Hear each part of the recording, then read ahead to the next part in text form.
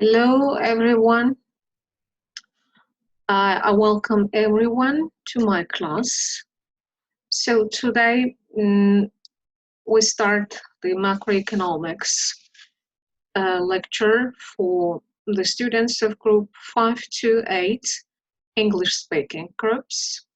I would like to remind that this week on Tuesday we discussed this topic in Azerbaijani, and today we'll discuss this topic again in English in order the students can understand the content of the topic much better. Okay, so one of the topic for today. Today, the question that we plan to discuss is business cycles. So we need to understand the content of this economic term, try to analyze the possible reasons and outcomes of business cycles. Then perhaps the target for today will be also to understand to classify the major phases of business cycles, and to discuss perhaps the economic events that are typical for every separate phase of business cycle. Okay, so I'll comment my presentation. Perhaps you can see the business cycles on your monitor, and comment every slide with my words. Do you see the presentation? Please let me know. Answer me, please. Do you see the presentation or not? Leyla, Çiçek, can you answer me? Günay, Nazile, do you see on your monitor the presentation? No answer. Mən sizə müraciət edirəm. Yəni prezentasiyanı öz monitorlarınızda görebilirsiniz. Okay, good. So I see the answer. Thank you, Leyla. Thank you for feedback. Well, now, if you see the presentation, so let me to start with small introduction. Well, the problem is that most economic variables, they go through different ups and downs over time. And in accordance with macroeconomic issues, the national economies also move through the specific economic prosperity and economic recessions. Well, at the same time, macroeconomics as a science, as the part of economics theory, concerned with long-term business periods and the short-term business periods. Well, in turn, we can observe the long-term fluctuations in business activity as well as the short-term business cycles. Okay, so one of the business cycle, what we have to understand when we see the business cycle. Well, the first we need to define. So business cycle refers to periodically repeated ups and downs of economic activity. You can see on this slide the major scientists or economists who time to time try to explain the unexpected, unpredicted sometimes economic issues in terms of key macroeconomic concepts. Say, the John Maynard Keynes, well known in economics like the father of modern economics or modern macroeconomics, he thought that business cycle refers to fluctuations in the economy.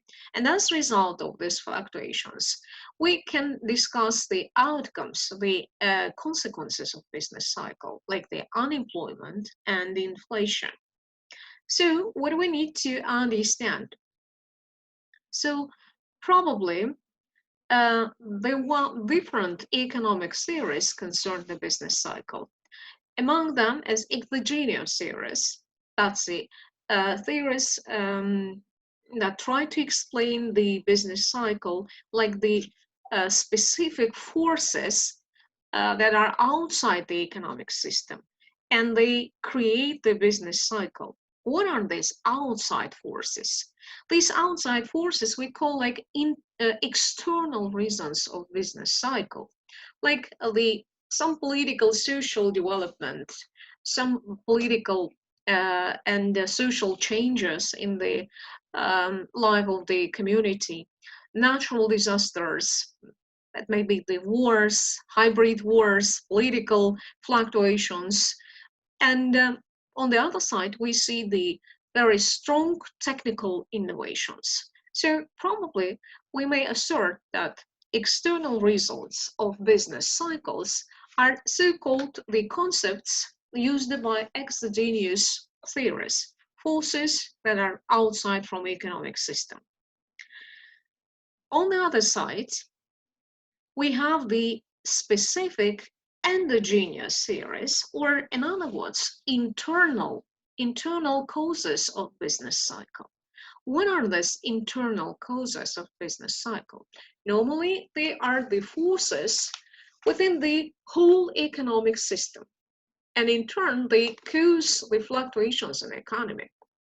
The examples, basically, that's some changes in socio-economic policy of the government, especially the monetary policies of the government. It could be the effects of monetary multipliers and accelerators. It could be also the effect of technical innovations and as a consequence, the structural changes in the whole national economy. So now I would like to take your attention to the previous slide. Look, when we say exogenous theories, we imply the external sources of business cycle, the external reasons that cause business cycles. On the other side, we have the endogenous theories. Endogenous theories are associated with internal forces or internal reasons of the business cycles. Now let's go to the major phases of the business cycle. Look, we distinguish among the four major steps or four major phases of business cycle, like prosperity. In other words, we call that's like the peak point or boom of economic activity. And on the graph, it looks like the peak of the business cycle. Immediately after prosperity, unfortunately, the national economies normally leave the recession period.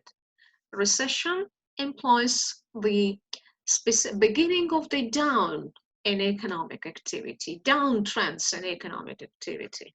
And they are normally associated with very low production, significant decline in production, significant decline in the level of gross domestic product, and parallel at the same time, we can observe the fall in employment level. So many people start to become unemployed, namely during the recession period.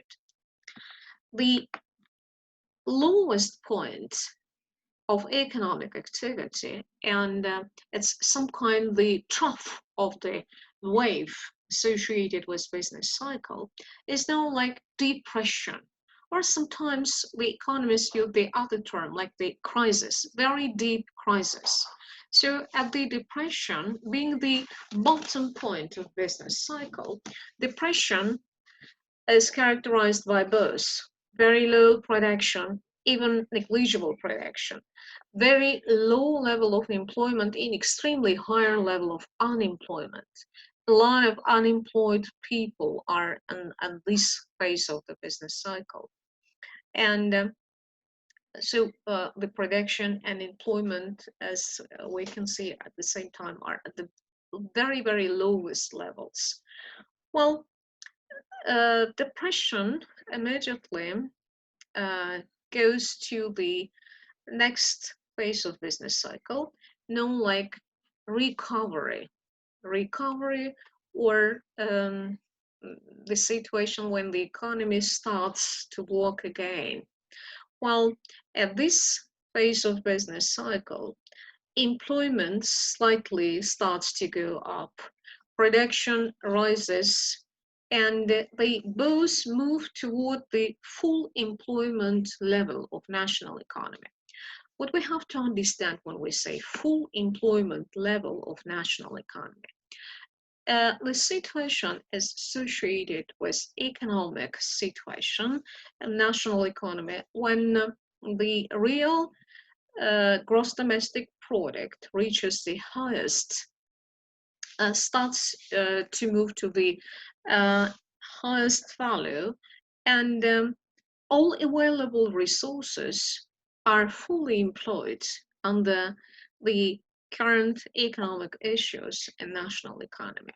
So now we can summarize. So for any business cycle, we have four major phases or four major parts: to prosperity, recession phase, depression or crisis, and recovery. Sometimes I would like to attract your attention to the third phase of the business cycle, known like depression. In some textbook, the depression is called like the trough point, or the minimum point of economic activity, or the lowest value of gross domestic product. Well, let's move further. Well, that's on the picture, you can see the graphical representation of the business cycle. Look, so you see the prosperity or peak point or boom of economic activity. And as you can observe, this part is associated with the economic growth because this part of the wave is above the horizontal line. Then after the prosperity, the recession starts. Recession means the downtrends in economic activity. Well, at this part, because at the peak point, you can observe extremely high level of production of goods and services, the maximum value of gross domestic product. But sometimes this prosperity is associated with overproduction of goods and services.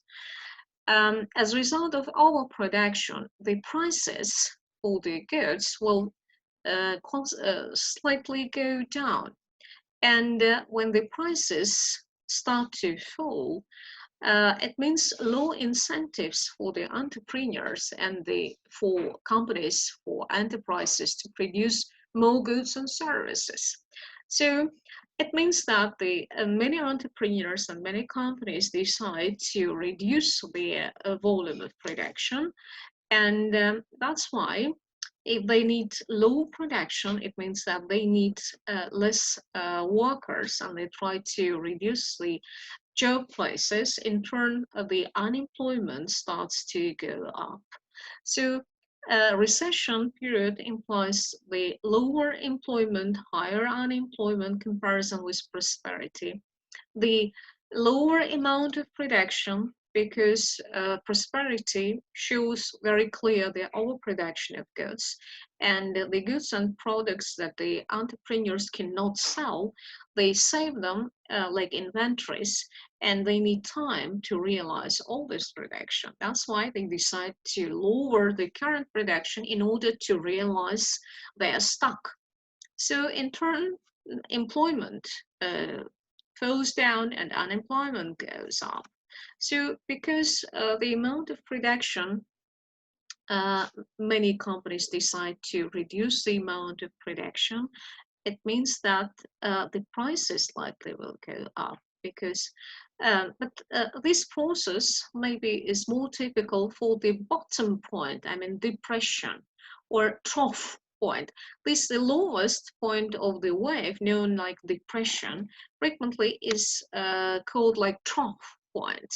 So at this moment we have great unemployment, very low incomes of the population, extremely higher prices, because depression frequently is associated with stagnation situation. When the unemployment goes up, the prices go up, and at the same time the amount of production declines till very, very low amount of national output. And after the depression, that in some textbooks, by the way, and even in some presentation, you can see depression like the trough or crisis, deep economic crisis.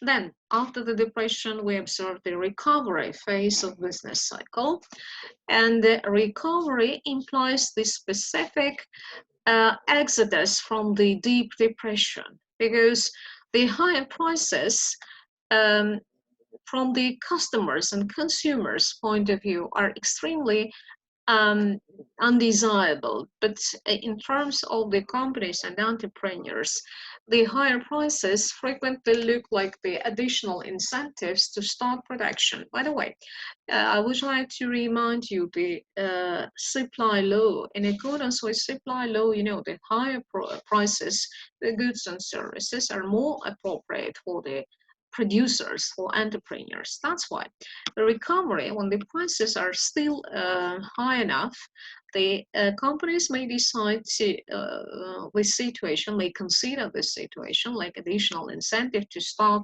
to expand business, and they do like that. So they start to expand business. If they open their firms, they want to increase the production. So that's why they need more workers, and they invite people, so they hire more people, and in turn more people now become employed and less people are unemployed. If the most part of population, of labor force now is employed, it means that they have the extra incomes, they can earn money, they have incomes, and when they have enough incomes, and they expand their consumption, and by doing so they form the stable demand for goods and services. That's why the supply also has to answer to the stable demand. You can see that these situations, they move over time, and time to time we can see the specific repeating process. If in general, if we want to observe over the world the business activities and the behavior of national economies over the time, in general, you can observe the positive trend. But this positive trend consists of a specific short-term fluctuations, the short-term ups and downs in business activities that step by step move to the long-term fluctuations. So, if we understand the business cycle and the phases of business cycle, so perhaps we need to talk about the effects, the economic effects of business cycles. Is it possible to predict the economic cycles? Is it possible to avoid this, to leave away this procedure, to avoid this as a whole? Well, during the business cycles, well, especially during the depression and recession, this is some kind of bad economic times for the national economies. So we can see different economic sectors that are affected in very specific and very different ways. Well, look, the business sectors where the companies produce the capital goods, they are greatly affected in terms of production and employment. So I would like to remind you what are the capital goods. Perhaps you remember that capital goods are the goods and services that the consumers, they don't need this directly. So we need the capital goods indirectly. So capital, so that's why demand for capital goods is derived demand. So what are the capital goods? That's the major tools, equipment, machinery, everything that we need to produce the consumer goods. So namely the economic sectors, the sectors of national economy where the companies produce the capital goods, they suffer greatly, and we can assert that they greatly affected in terms of production and employment. It means that they have to lower production. They have to, unfortunately, to reduce more workers in order to lower the production costs. Well, in other way, from the other side, we can see that the firms who produce the consumer goods, they don't have any incentives. They don't see any reason to buy capital goods more when the economic activities moves down. Well,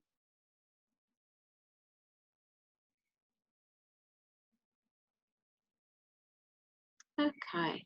So national economies fortunately produce not only capital goods, they also produce the consumer goods. And you can see the consequences of the business cycles for the industries that produce the consumer goods. For example, the consumer durables. Well, so the industries that produce major consumer durables are adversely affected during these very hard economic times. I mean, the recession and depression period. Well, because, probably we remember the difference between the durable goods and non-durable goods. So durable goods are goods and that are produced for very long-term consumption. So the examples are like automobiles, refrigerators, I don't know, washing machines, furniture. Yeah, that's the durable consumer goods. It's clear that when you want to buy the furniture, you don't need to change your furniture every month or every year. That's why the negative effects of business cycles over the industries that produce basically consumer durables are slightly weaker than the negative effect on the industries that produce the capital goods. Well, and the reason is very clear, actually, because consumers in bad economic times, they try to save money. They want to be more economical. Yeah, and that's why it concerns both and production and employment in this specific industries. And we can also observe the decline in production and employment. Well, what about the non-durable consumer goods? The non-durable consumer goods, like major food, I don't know, maybe there's some clothes, all disposable products. Well, for the industries that produce non-durable goods, well, the situation is not so hard. Comparably, it's not so hard because, all people need food. All people need some clothes. That's why they are majorly basic products. And the industries that produce these major non-durables, basic products, are not so sensitive to recession or depression phases of business cycle.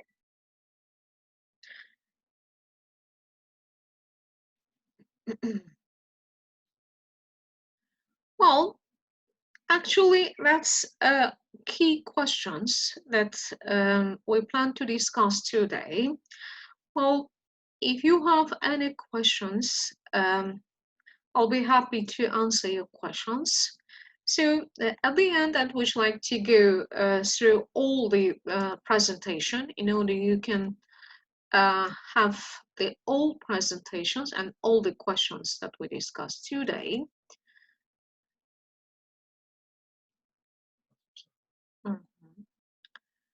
Okay. So the theory, the concept of business cycle is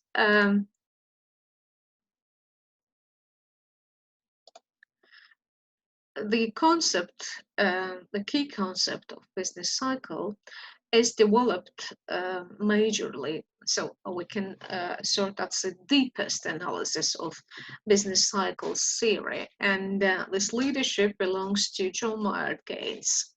Then, what is business cycle? The concept of business cycle majorly is associated with the observations of time-to-time repeating fluctuations in the business activity. So specific ups and downs that happened in economy. And as a result of these ups and downs, of course, there's some unemployment and some inflation processes also happen. But that's a question of the another lesson. That's why I don't want to talk about this. It doesn't move. Okay, so what are the sources of the business cycle? So we consider two types of the reasons of business cycle. Some kind the exogenous theories, or the theories of the external effect of external reasons of the business cycle. And majorly, that's the wars, some political developments, changes, then social changes, natural disasters, the global technical innovations. And the second one, as the second type, is endogenous theories. At the same time, we consider them like the internal forces, internal causes of business cycles. That are everything that could happen within the frames of national economies, like the changes in monetary policy of the government, the innovations in actually in the technical innovations that the national economies, the governments and national economies plans to make, to enter, and the effects of multipliers and accelerators. That's the facts that you have to keep in your mind, because further we'll discuss the multiplier and accelerator effects. The next step, what do you need to do? We have clearly understand the phases of business cycles. So there are four major phases or four major parts of business cycle, like prosperity or peak point of business activity, then recession period, that specific slowdown in the economic movement, then depression or trough point, that's the bottom point of economic activity when the production and employment reaches the lowest level. And the fourth phase of business cycle is recovery. So you know that the period between the prosperity, the peak phase of first business cycle to the respective prosperity or peak point of the second business cycle actually shows the duration of business cycle. So how long the business cycle moves. Well, that's the graphical representation, the specific scheme of business cycle. You can see, but what I would like to underline, the business cycle, unfortunately, doesn't change in the horizontal way always. Sometimes we can say the little upward slope of this line, straight line.